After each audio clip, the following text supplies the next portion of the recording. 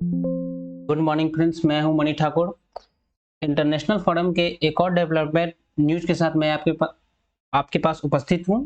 ये news outlet Mint का article है, आप यहां पे देखेंगे। Just minute, okay. ये मिंट का आर्टिकल है। UPI link to pay now, Modi says new milestone in India Singapore ties. ये यूपीआई जो आप लोग जानते हैं कि इंडिया एक प्लेटफॉर्म या ट्रांजैक्शन प्लेटफॉर्म है इंडिया का, और ये पे नाउ जो सिंगापुर का, जैसे हमारे यहाँ यूपीआई है उसी प्रकार ये पे नाउ सिंगापुर में है। चलिए एक और आर्टिकल मैं आपको दिखाता हूँ। ये यूपीआई गोज ग्लोबल। ओके, तो आप इस तरह के बहुत से आर्टिकल आप देखे होइएगा। तो सबसे पहले आप हम बात कर रहे हैं यूपीआई के बारे में। तो यूपीआई के बारे में जब बात कर रहे हैं तो हम यूपीआई के बारे में कुछ जान लेते हैं। देखिए, यूपीआई मतलब यूनिफाइड पेमेंट्स इंटरफेस, इसका फुल फॉर्म है। ओके, तो सबसे पहले यूपीआई का पेरेंट कंपनी है national payments corporation of India.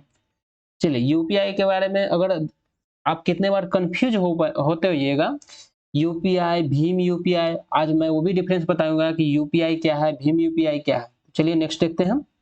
Okay, ये डेट आप प्लीज याद रखें, ये कई सारे एग्जाम में पूछे भी गए हैं और मुझे लगता है और भी एग्जाम में पूछे जाएंगे।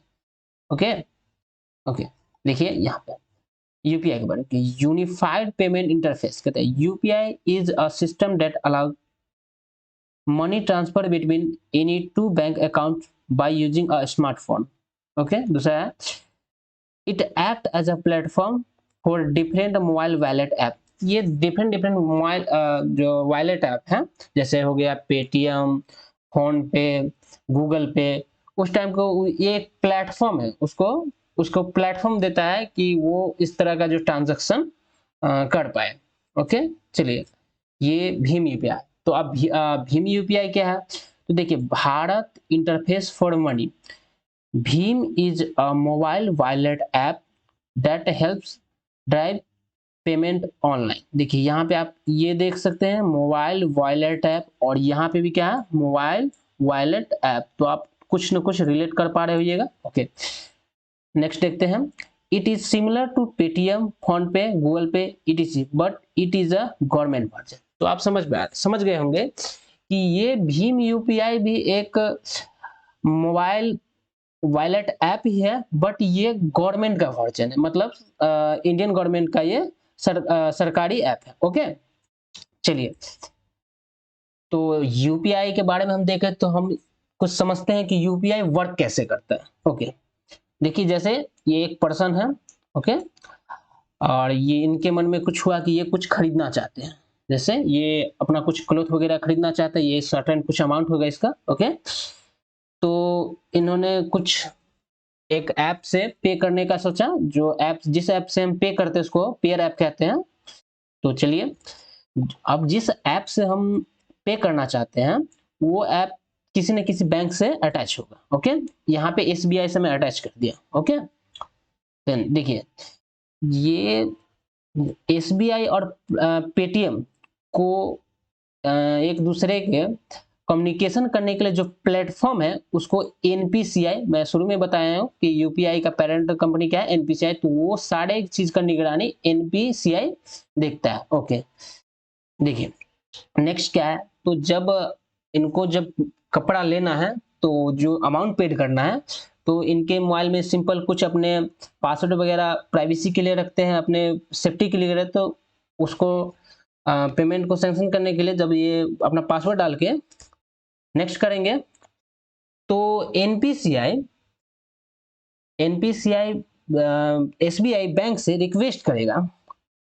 कि पेमेंट। अब देखिए रिक्वेस्ट क्या करता है, देखिए रिक्वेस्ट आता है कि आप आपसे ये पेमेंट का रिक्वेस्ट करता है। ओके, देखिए, तो एसबीआई बैंक सबसे पहले क्या करता है कि वो चेक करता है, यहाँ पे ये जो लाइन आपको दिखा है चेक करता है। देखिए एक चेक क्या है कि इफ नो बैलेंस, यदि आपके मोबाइल में या आपके अकाउंट में अगर पैसा नहीं है, फंड नहीं है, बैलेंस नहीं है, तो क्या होगा, ट्रांजैक्शन डिक्लाइन हो जाएगा। अब आप यहाँ पे कुछ रिलेट कर पा रहे हैं कि आप लोगों को कभी कभी जो पेमेंट डिक्लाइन हो जाता है तो किस टाइम पे, मतलब कि कौन सा मोमेंट होता है, कहाँ कहाँ पे डिक्लाइन होने का चांसेस है, आप इस बात से भी समझ पाएगा।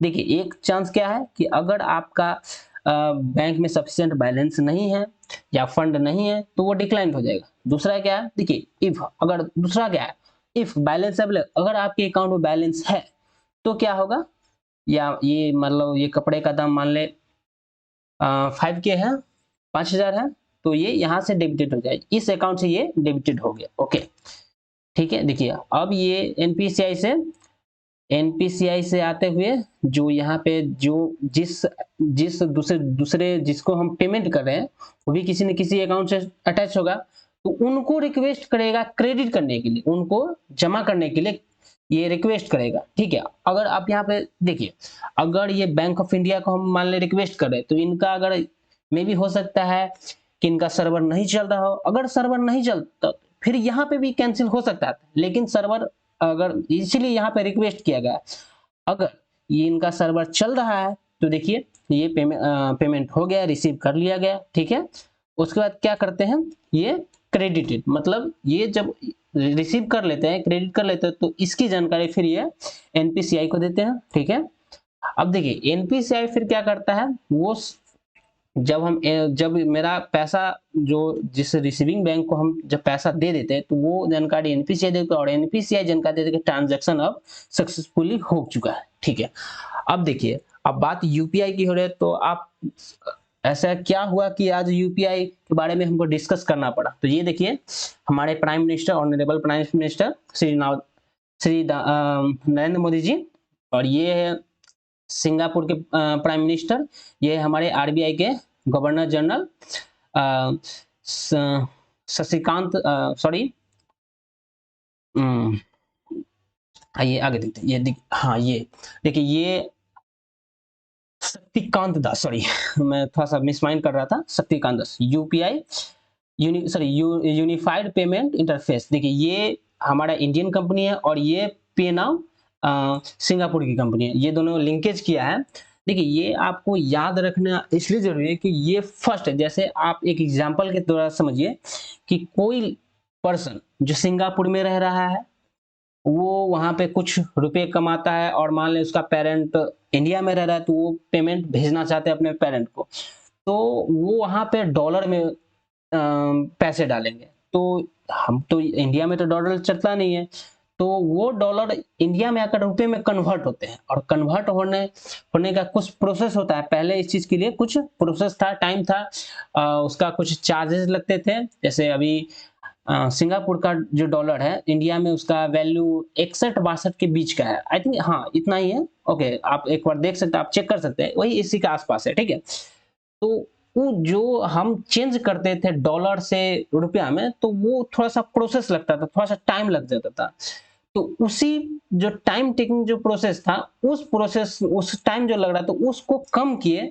और ये यूपीआई और पे नाउ कोलैबोरेट करके एक सिस्टम बनाए हैं, जो अब हम यूपीआई से सिंगापुर में पैसे भेज सकते हैं, वो यहाँ से पैसे रुपये में भेजकर वहां से डायरेक्ट डॉलर में कन्वर्ट हो जाएगा, और वहां से अगर हम डॉलर में भेजकर इंडिया में भेजें तो वो पैसे रुपये में कन्वर्ट हो जाएंगे। ठीक है, इसकी लॉन्चिंग टाइम है हमारे वर्चुअली हमारे honourable prime minister Shri Narendra Modi ji, ये हमारे श्री नरेंद्र मोदी जी, और आरबीआई बैंक के गवर्नर जनरल श्री शक्तिकांत दास जी, और ये है सिंगापुर के prime minister, honourable prime minister Lee Hsien लुंग।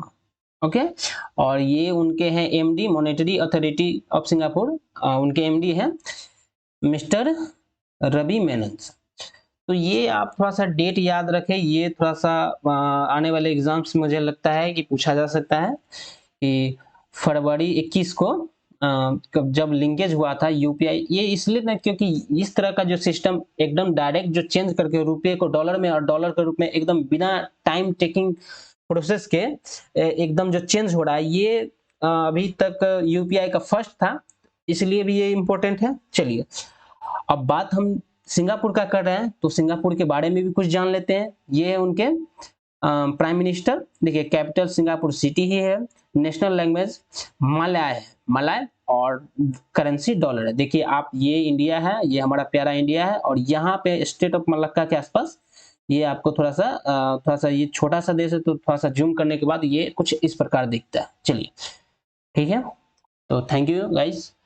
अगर आप मेरे चैनल पर नए हैं तो प्लीज़ सब्सक्राइब कीजिए। मैं इस तरह का इंटरनेशनल अफेयर का कुछ हमेशा न्यूज़ लाता रहता हूँ। Thank you.